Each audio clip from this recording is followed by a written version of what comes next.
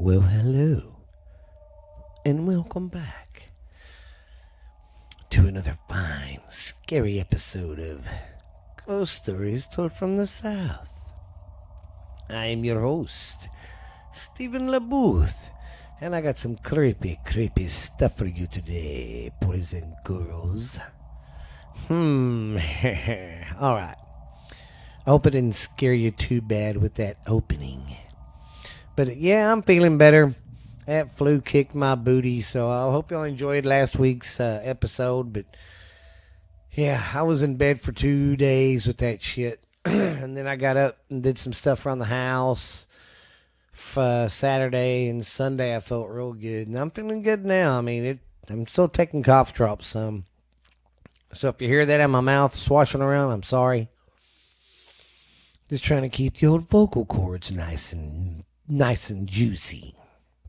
But thank you guys for reaching out to me, saying I hope you get better and stuff. So appreciate it, guys. And the numbers are getting bigger and bigger and better. I'll tell you that. It's awesome. I love it. So just keep doing what you're doing, guys. Keep telling your friends about it, and see where the show goes. Because apparently you guys like it. Well, I guess I'll get into what we're going to go over today. Today we're going to be going over, I don't know why. I was sitting down this weekend to try to do some research to get to do the podcast today, and I don't know why. Haunted schools. So I've been looking up some haunted schools and stuff we're going to talk about today. So I hope you enjoy the show. And hey, don't get too scared now. All right, we'll get into the first story. So why don't you sit back, get a nice cozy blanket, cuddle up by the fire, get you some coffee or some hot cocoa, and cuddle up with Steve and ghost stories told from the South. All right, our first story is the ghost of El Paso High School. Of course, in El Paso, Texas. With the number of people who pass through them in their lifetime and the high emotions in play, it's no wonder that high schools are often considered havens of ghosts and other associated paranormal. Let me read that again. It's no wonder that high schools are often considered havens of ghosts and other associated paranormal activity. High school is often one of the best times in a young person's life, as well as the worst. And the intensity of these often dueling feelings has a way of leaving an impression behind whether you want to or not. So, what does it take to be called one of the most haunted high schools in the United States? I'm going to scoot up a little bit. It would take more than just an average cold spot and strange noises to earn the convicted title. Perhaps with some truly twisted dark tales that boggle the mind and defy all explanations. And sorry, my breathing heavy. Like I said, I'm still getting over this crap, so just bear with me. It would take a building with a unique, imposing look. It would take countless dead bodies, mysteries, missing classrooms, and tales of ghostly girls wandering the halls and reenacting their own gruesome suicides.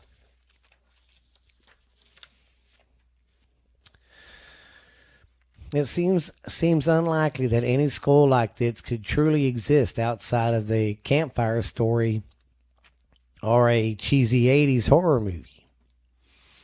But just north of the border in the city of El Paso, one does.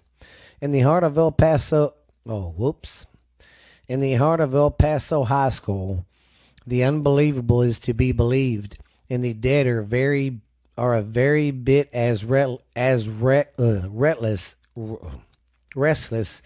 as the living. Okay, we're gonna go over the El Paso High School history. It was opened for students in 1916. Y'all need to go check that school out because it is fucking huge, man. It looks like some government like administration building. It don't even look like a high school. It looks like a college. Okay. It opened for students in 1916. El Paso High School has always been a beautiful and imposing campus.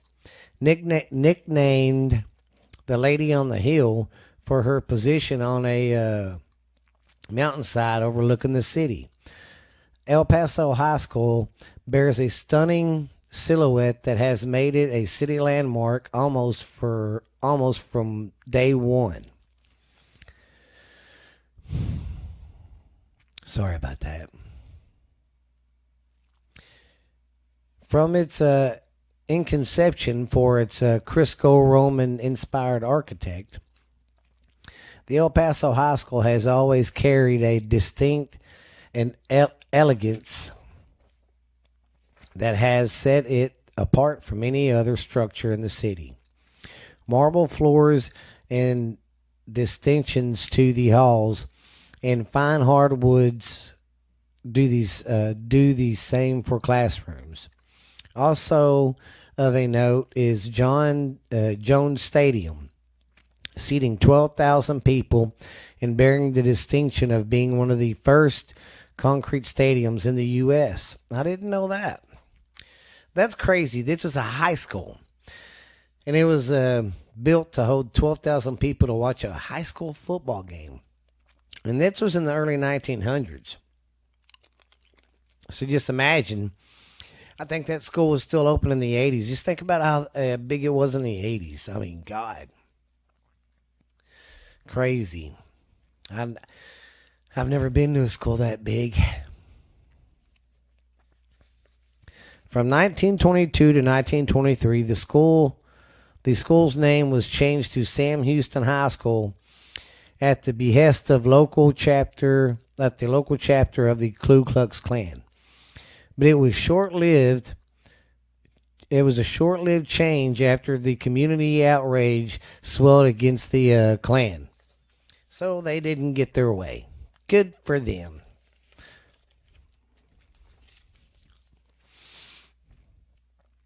On November 17th of 1980, El Paso High School officially became a registered historical landmark in the National Register of Historical Places. Okay, on November 17th of 1980. That's pretty cool. Having taught such intimate alumni as Academy Award winning actor F. Murray Abraham and Representative Beto O'Rourke of El Paso High School remains to this day the oldest operating high school in the city of El Paso. Oh my God, people still go to school there. Between its academics and its highly competitive athletic teams, the Tigers El Paso High School continues a history of excellence on a gorgeous campus that will hopefully teach Texas' best and brightest for many years to come. It is an absolute stunning sight, and it is one of many must-see locations. If you are ever planning to visit El Paso, go see what the wonderful city has to offer you. Hey, read. Okay, now we're going to go over the ghost of El Paso High School. Of course, such a long storied history of excellence and a campus that is unique and imposing. There are bound to be a few dark tales here and there, but the shared breath of their oddity is what makes El Paso history with its paranormal truly unique. Am I going the right way here? Okay. I had it the right way. Okay. The female spirit. Wait, I didn't.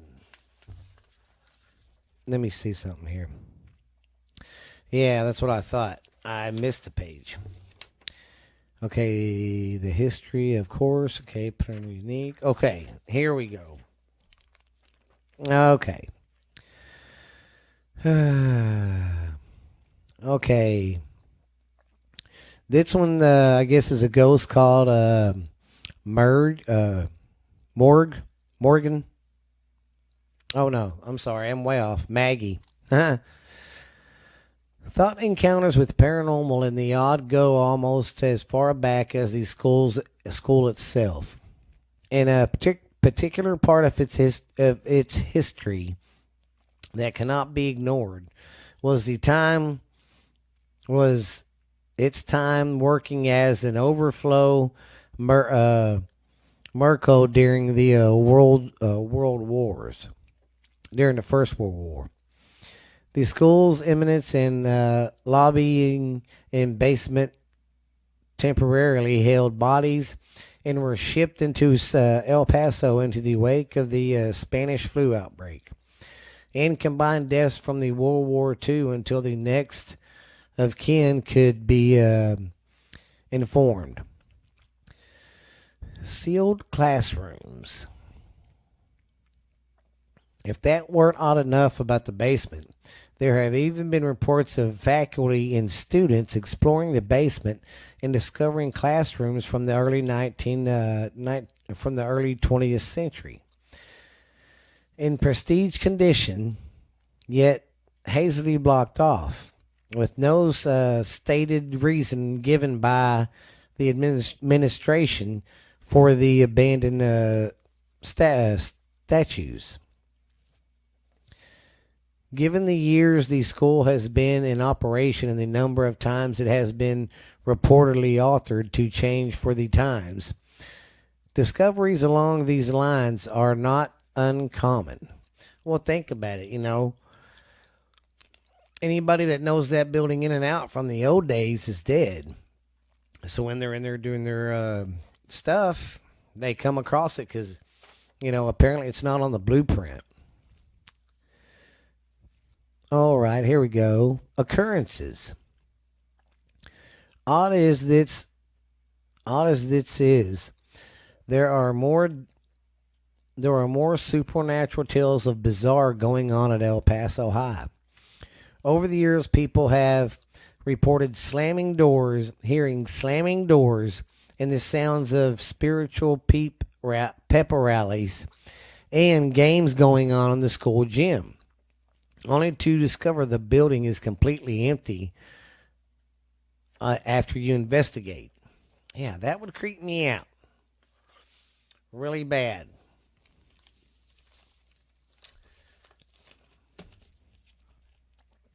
All right, the female spirits. That's weird. I mean, not weird. One teacher told a story where, going home after a late night of work, he saw a girl in an old blue dress standing at the end of the hallway. Certain that she was not supposed to be there, he went to tell her to leave the school. When she turned to face him, she looked at him sadly. Only then could the teacher realize that she was just a mist and faded away from existence. That would creep me out. Sitting there talking to something, it just fades away. The sighting of ghost girls is common occurrence at the school, with at least one being tied to a girl who committed suicide by slitting her wrist and jumping to her death from a balcony within the school. Though the hall, the now I will say that's true. That story is true. A girl really did do that, and her spirit does haunt that place. It's creepy. I've kind of read up on that one too. Where was I? Through the hallway and stairwell leading to it have since been walled off. So now people can't get up there to that balcony. It's walled off. More than one person has reported seeing a girl standing in the balcony, occasionally leaping to her doom. These those brave enough to snook into the to sneak into the blocked halfway halls have reported strange smells dripping from the ceiling, and the light mist that pours through at least once a day, only to quickly evaporate. Another of the most famous El Paso ghost stories came from a class picture taken of the 1985 graduating class. Mixed in a row of the teachers is a faded young woman in a white dress. Only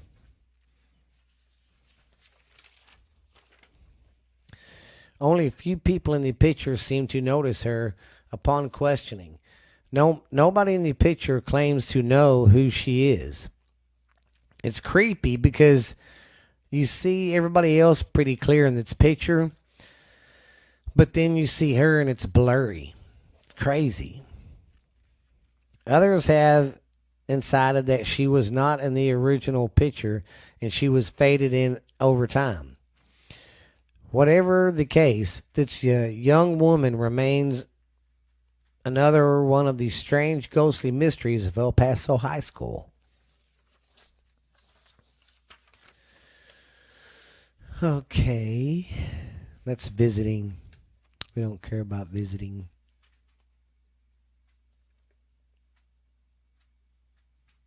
Yeah, I don't want to visit it. I mean, I do. It's a big place, but check it out. But I still have more to read.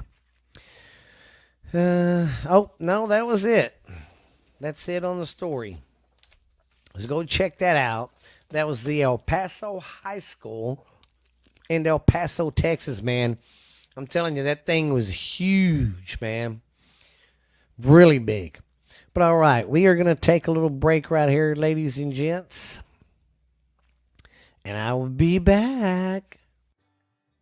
Well, how's everybody doing today?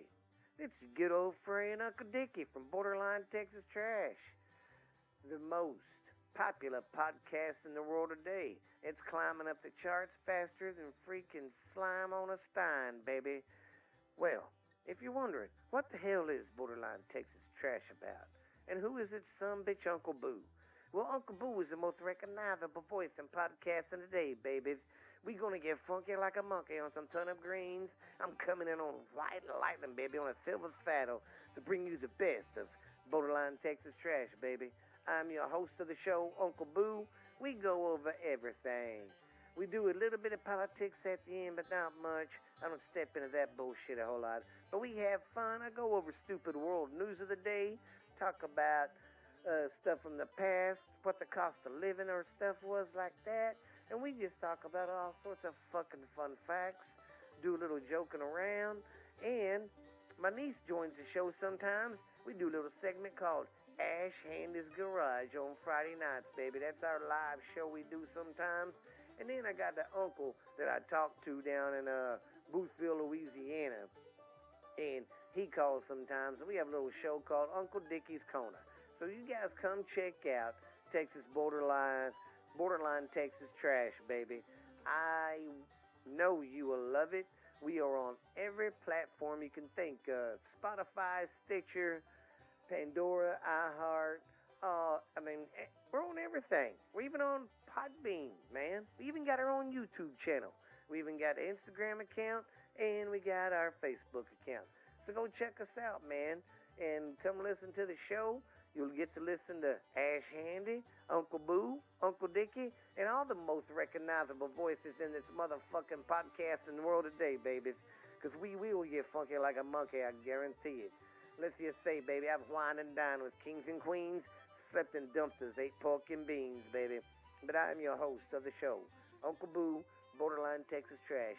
Don't forget about it. If you want to listen to a show to just get your mind off this crazy world and all the COVID and politics bullshit, come check my show out. Come check me and my crazy family out. Some of the shit we do live shows from the barbecue. So I'll see you later. Bye. I hope you like that commercial, fellas. Go check that show out. All right, the next school I'm going to cover is the Postown School in Ohio. It was an elementary. The Postown Elementary School was built in 1937. Before it was a school, there were multiple train wrecks within occasional. There was multiple train wrecks with casualties within a mile of the property. According to the Middletown History Society, Postown is an unique corporated company located in northern Madison Township, Butler County of Ohio, on State Route 4, about 1 mile north of Middletown. It was laid out in 1818 by Peter Post as the town of West Liberty. And just in August of 1848, he was named the first postmaster of Postown. His salary was $57.26 a year, everybody. Yeah. Well, sorry. You got to figure this was 1818. So that was like good money.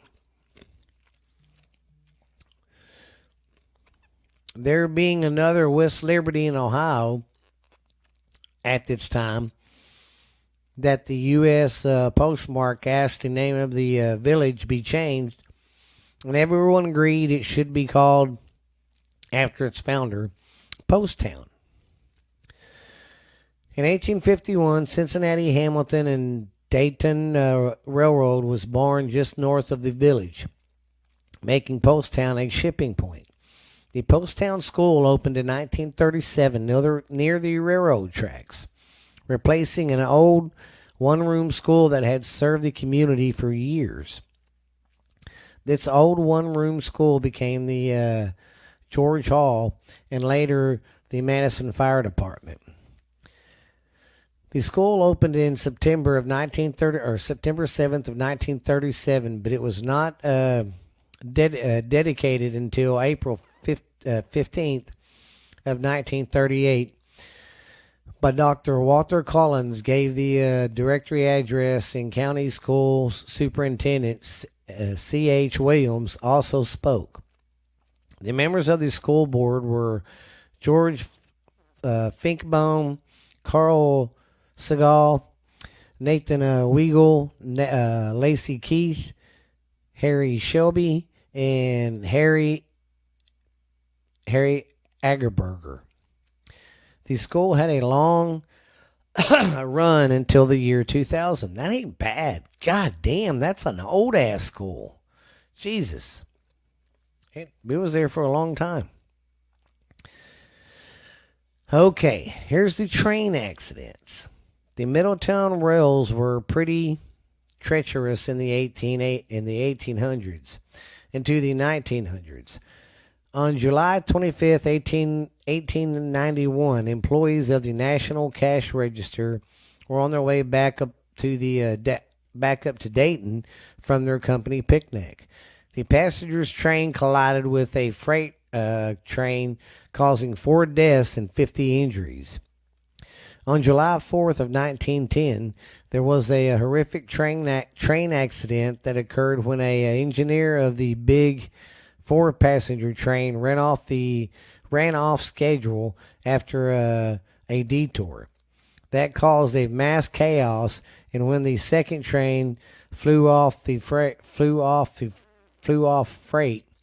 saw the original train, it was too late. All passengers in the cars closest to the engineer either died or were seriously injured. There were 19 deaths at the scene of the accident. The countless others were hurt. There were no hospitals at the time, so the land where the school currently sits was used as a makeshift tents and like the hospitals and stuff. Relief. Oh, relief trains were not sent out, and the passengers were were taken to hospitals in their nearby cities. In the end, there were a total of 36 deaths. And then you had another tragic thing that happened there. Then we had the fire of sorry, I got sidetracked. All right. Where was I at? Okay, then here's another traumatic thing that really posits the town is haunted. Most of Butler County was seen as a mass destruction due to the Great Flood of 1913. It swept through cities with a vengeance, and 6 people were killed outside the city of Middletown. However, the flood destroyed so many homes and businesses in the area that it may have left some some rural energy behind as well. With the outset of both of these tragic events, the Middletown Regional Hospital was slated to open. Well, anyways, that's where they built its school, where all this fucking shit happened. And there's, people say they'll see kids, people, ghosts of people walking through the halls, or doors will slam, stuff like that. So if you're ever up around Post Town, go check out that school. Report to me about it. I think that'd be a pretty cool thing to go check out. But man, that'd be weird being in school and seeing a ghost. I never been at a haunted school when I was going to school. But if anybody out there has, email me about it or slide in my DMs and tell me about it, Franklin. All right, now that one was Ohio. First one was Texas. This one, I think, is just schools in New Mexico. All right, you ready, guys? New Mexico is home to many stories of ghostly apparitions and haunted sites, including a number of schools. For instance, there is a school in a district not far from Santa Fe that is haunted. That is so haunted that its administration will not allow the name to be included in the newspaper for fear it'd get the students all wound up and stuff. So, and it'd keep students from attending. So that's why they didn't want to put its name in there. Another New Mexico school has walls that bleed. Some claim. One school in northern New Mexico is located just outside of a graveyard. Perhaps ghosts from the cemetery haunt the school grounds. But the staffers at the school believe the spirit of a former teacher who died from a heart attack in the faculty still roams the hallways. One teacher said that they came to work over the weekend and was alone in the building. After working for a while, she began to hear noises coming from various places, like the kitchen, the music room. Doors closed and opened, dishes clanged together, benches in the hall moved, and someone or something kept changing the bulletin boards. On occasion, she heard the piano playing in the music room. When the teacher came back for her class after going to get supplies, she saw wet footprints on the tile floor near her classroom. I think she wanted me to notice that she was in the school, and that's why the footprints were there, she said. That Halloween, the teachers set up an altar for the dead. Every year during the Day of the Dead, a candle is lit at the altar and a glass of water is left for the ghost. But the unexplainable noises continue. Maybe this sounds crazy, but I talk to her and I feel her presence by name. Oh, I feel her presence by me. When I talk to her, I ask if there's anything I can do for her. She said many other have teachers hear noises and are reluctant to stay after school or go into the faculty and go into the school and work on weekends by themselves. Yavin Roma, a secretary at Salazar Elementary School in Santa Fe, believes that the school is haunted. When she worked alone on the weekends in the old school, which was located closer to where the school track is now and was demolished some years ago, she would hear kids laughing and playing in the gym, slamming doors. Doors would close real hard and then would sound like somebody was running on the roof. It would feel you would feel a presence as though somebody was behind you watching you, he said. So, that's just a couple of spooky schools in Mexico. See how that fancies your bottom. All right, guys, going to do one more commercial, get a drink, wet the old whistle, and we're going to get back to recording.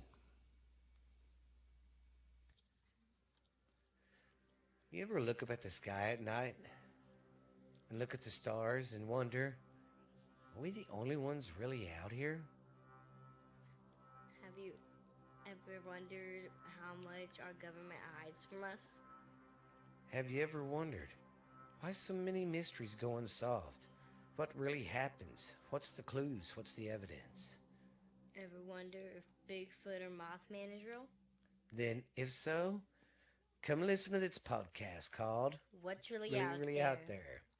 And I am your host, Stephanie Booth. And I am my your father. co-host, Stephen Booth, Hafaja. And if you're into UFOs, unsolved murders, mysteries, unexplained stuff that happened, urban legends, we're into all of that. Conspiracy stuff too. We go dive into that. So if you're looking for a new podcast that tells that kind of stuff, then you need to listen to What's Really Out There. And we are on Spotify and iHeart and Pandora, I think. But we are pretty much on every platform. We have a YouTube channel too, so go check that out. It's called What's Really Out There. So come check us out. Once again, I'm your co-host, Stephen Booth. And I'm your host, Stephanie Booth. And this is What's really out there. We'll see you at the next episode, guys. Welcome back, my friends. Now, these stories are from around the world. All right. Here we go. Lee Williams High School. In 2013, the principal of Lee Williams High School in Kingman, Arizona, Steve Elwood, spoke to the Los Angeles Times about the multiple ghost stories surrounding this school. Many of the people in town believe that the campus Many of the people believe that the campus of the school is haunted and have reported seeing specters of a woman in older outfits and men kittled out in their best clothes from that century, along with the usual phenomena of flickering lights, phantom footsteps, alarms go off for no reason, and there's also reports of a man dressed in a long coat and sporting a boiler hat who roamed the halls of the school, as well as a tiny girl making herself heard at night about wanting to play outside. Lee Williams High School is situated partly on what used to be the old Pioneer Cemetery. In 2013, during the construction of the new school building, 11 graves, 7 coffins, and a multi bunch of artifacts were uncovered on the premises. Spectators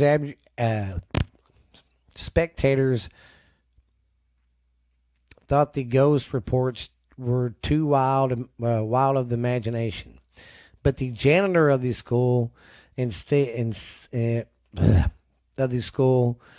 very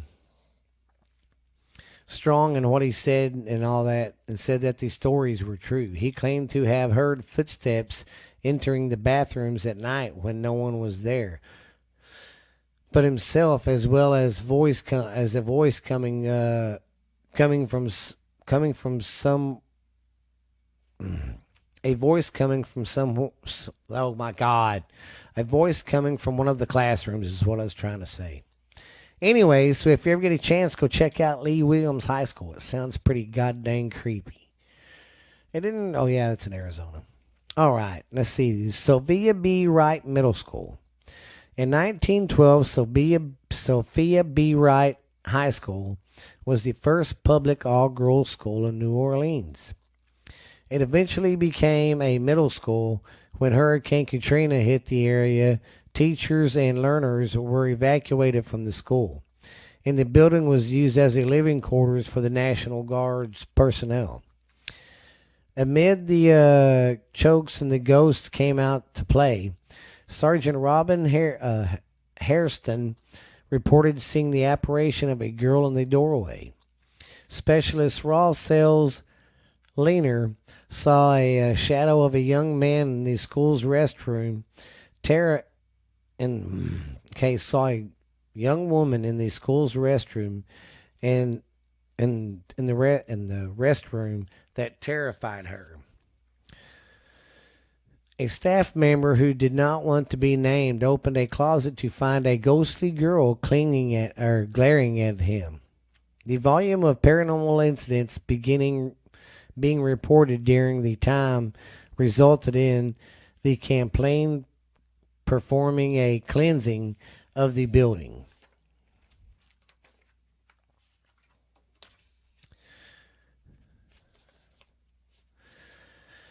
After these reports strictly reduced, the school is now known more for its academic and excellence than for its ghostly encounters.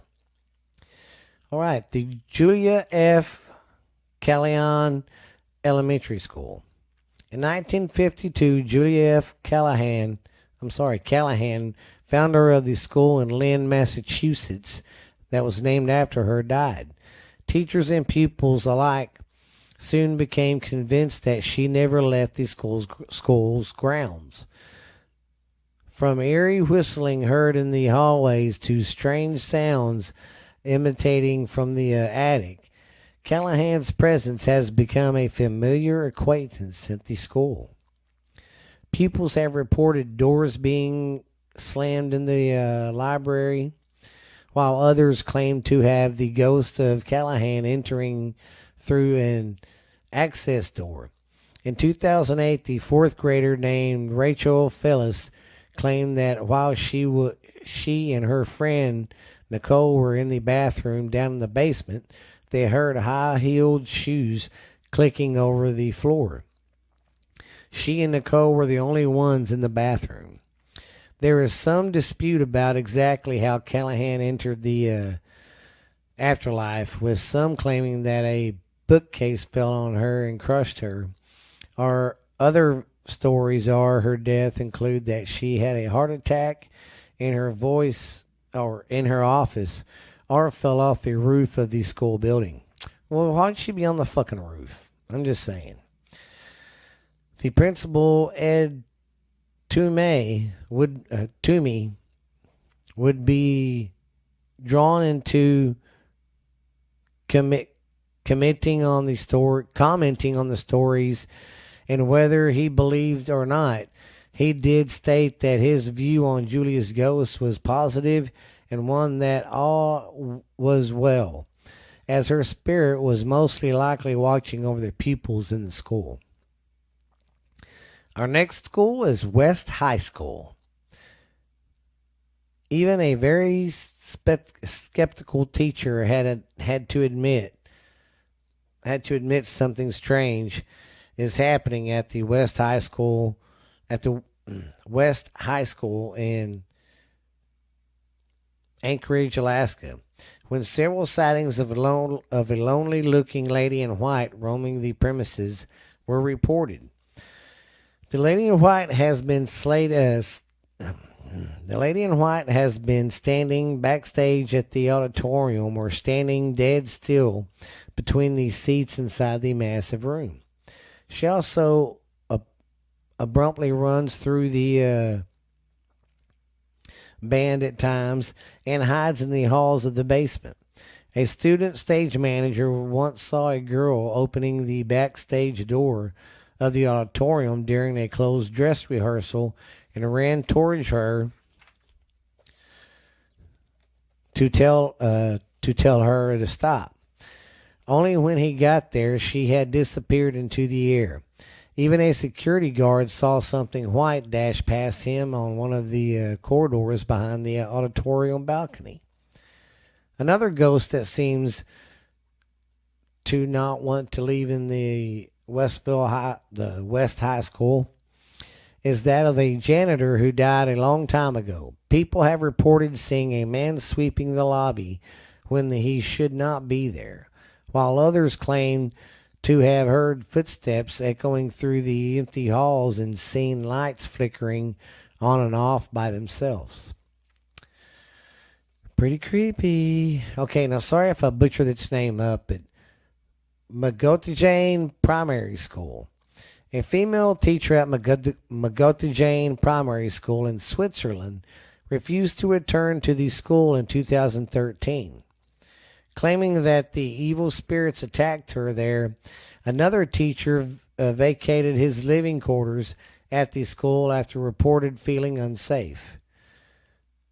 Thulan Delamini reported hearing one of his colleagues shouting that four short men were trying to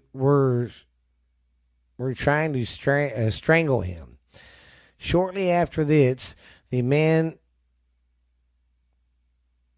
entered Dominio's room, and finding that he could strangle him, they kicked him and tried to press his face down in his bed to keep him from breathing. God damn. Fuck, them guys are fucking mean. See, that's the kind of shit I don't want.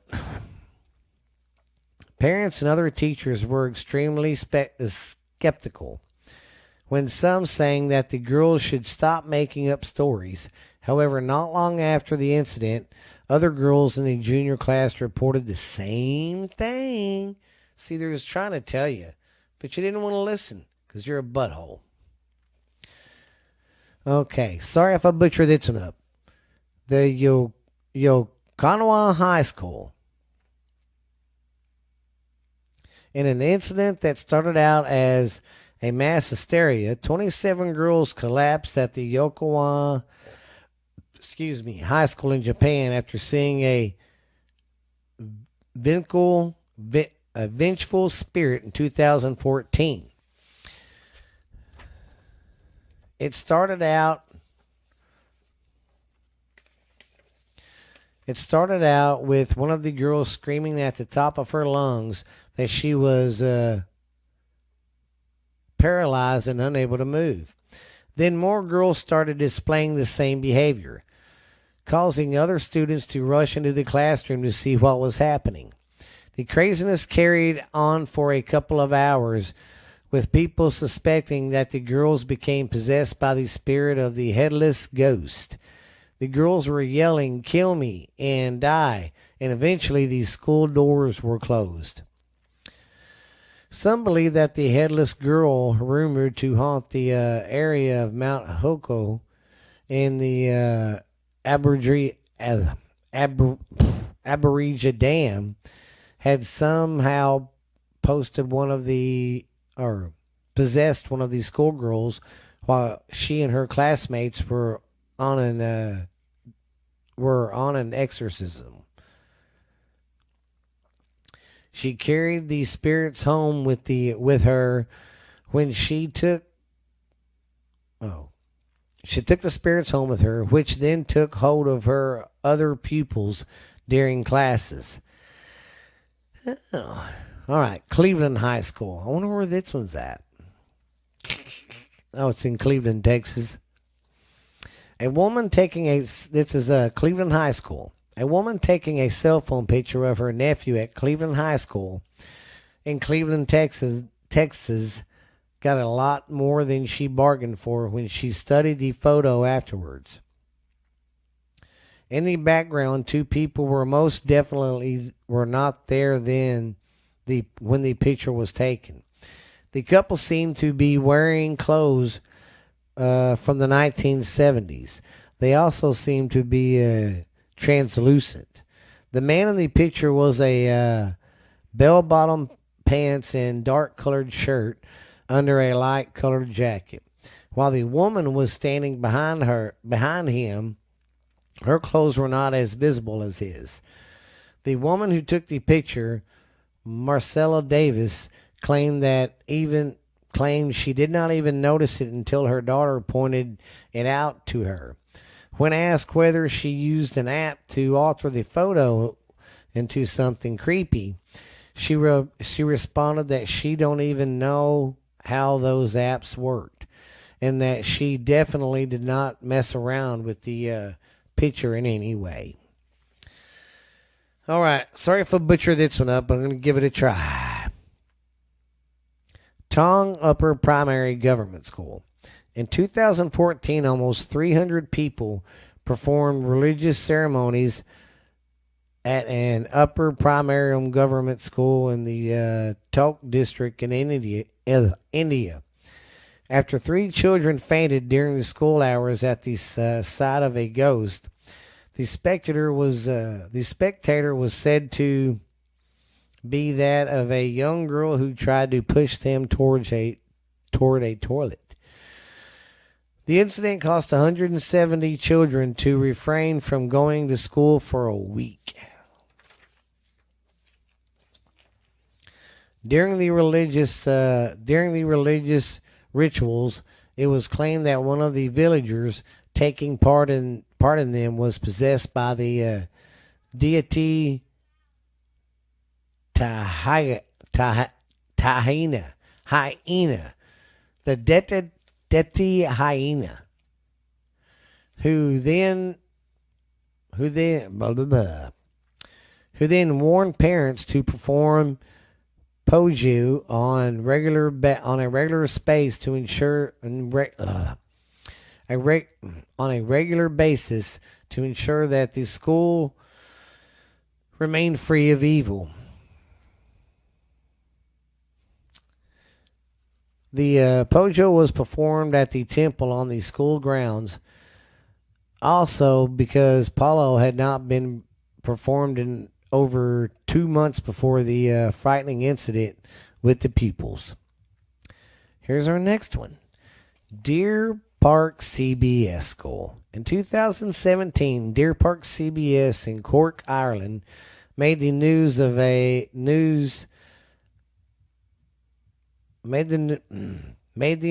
a month before Halloween. Surveillance cameras caught lockers shaking, papers flying around, and doors slamming with no humans being there. I remember that story. What happened was the people running the film, that check the films when they come in at night, was just checking the films, and it looked like there was a kid, but there was no kid there. There's nothing. You see that it's it starts coming down the hallway, but you don't see it, you don't know, and then all of a sudden a chair goes this way, then a chair goes that way, then he goes over here, or the ghost starts shaking the lockers, then starts throwing papers. It's fucking nuts. So go check that out. It's Deer Park CBS School in Cork, Ireland. Yeah, I remember this one. They say that school was built over the old prison where they hung people too. So, all right, here's our last one. The Lambertville High School. New Jersey's Lambertville High School had at one point been named the most haunted school on the East Coast. Fortunately, the building was since been torn down. Some people have reported seeing fairy eyes floating around on the sports field and disembodied voices screaming. Others have reported seeing the ghost of a former football player who broke his neck and died during a match. Previously, library director Harold Dunn claimed that he read that the red burning eyes would appear if someone went up to the field at night. The disembodied voices would clumsily tell the person to run. Mysteriously, message and pictures also appeared on chalkboards in the classroom. The school has been vacant since. The school has existed since 1854, before being torn down in 2012. The original building was mostly destroyed in a fire in the early 1920s, and several rumors claim that 150 students were killed in the fire, as well as some of the teachers. A tribute stone at the school is said to have been placed there in remembrance for their terrible death. So if you're ever up in New York, go check that place out. Oh, man, that was a pretty good episode, guys. I like that. That was good. Well, guys, you know what time that means. It's time for Steven to get out of here.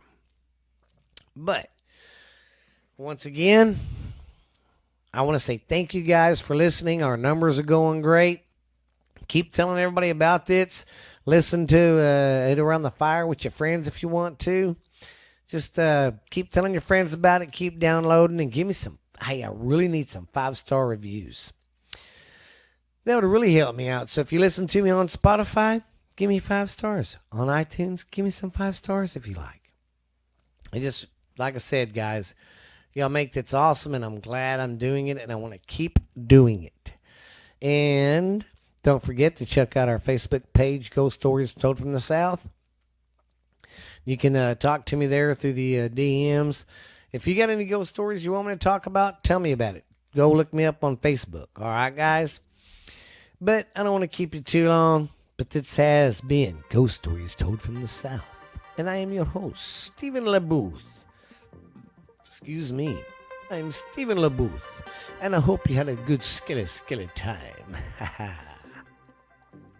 And this has been a Booth Podcasting production, everybody. Thank you. Bye. Don't be too creepy. See you later, dudes and ladies. Bye.